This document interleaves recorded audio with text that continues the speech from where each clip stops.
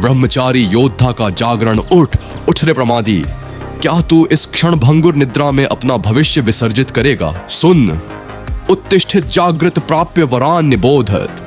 उठो, जागो और श्रेष्ठ को प्राप्त करो। ये कठोपनिषद का नाद है, ये साक्षात यमराज का आदेश है। जो प्रातः काल सूर्य से पूर्व नहीं उठता वह पराजित है, जन्म लेने से पूर्व ही पराजित।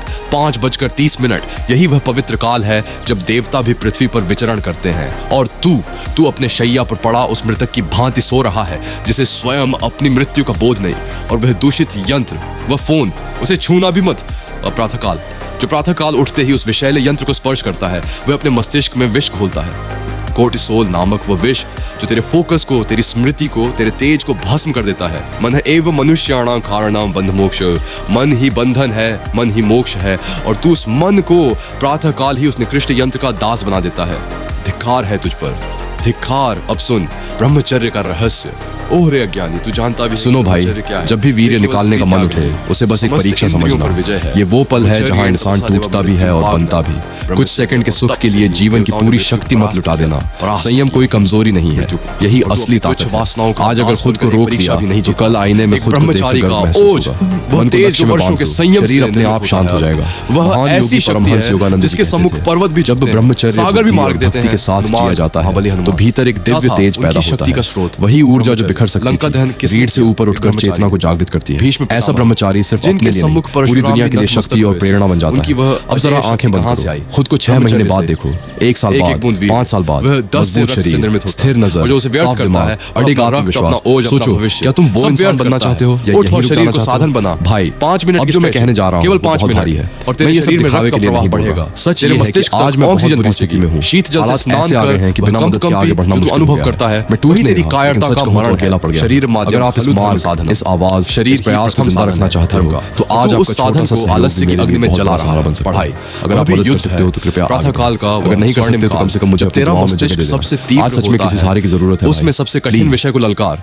पोमोडो तकनीक, 50 मिनट का युद्ध, 10 मिनट का विश्राम, यही रणनीति है उस विजेता की। विद्या ददाति विनय, विद्या विनय देती है और विनय से पात्रता आती है, पात्रता से धन, धन से धर्म और धर्म से सुख। यह क्रम है, यह सनातन क्रम है, इसे तोड़ा नहीं जा सकता।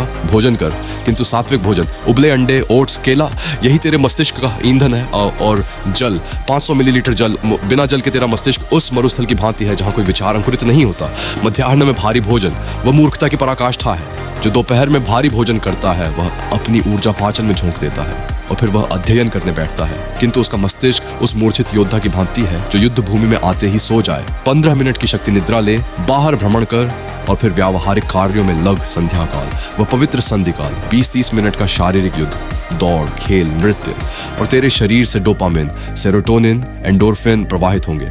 यही वह अमृत है जो प्रकृति ने तुझे निःशुल्क दिया है और तू उसे लेने से भी आलसी है। रात्रि आने से 1 घंटा पूर्व सब बंद, लैपटॉप बंद, पुस्तकें बंद, वह दूषित यंत्र बंद। हल्का पठन कर, सात्विक संगीत सुन और फिर निद्रा को प्राप्त हो। नींद वह भी साधना है। सुप्तस्य शरीरम रक्षति, निद्रा में ही तेरा शरीर और मस्तिष्क पुनर्निर्माण करते हैं।